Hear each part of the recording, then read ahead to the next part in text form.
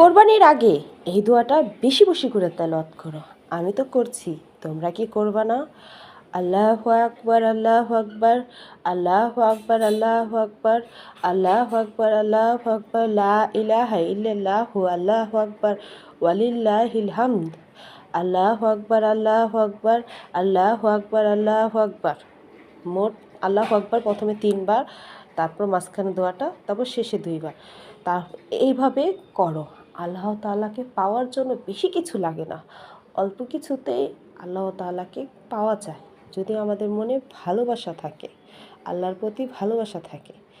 তো আমি তো করছি, তোমরা দ্রুত চলে আসো ঝটপট করে। আল্লাহু আকবার, আল্লাহু আকবার, লা ইলাহা ইল্লাল্লাহু, আল্লাহু আকবার, আল্লাহু আকবার, ওয়ালিল্লাহিল হামদ।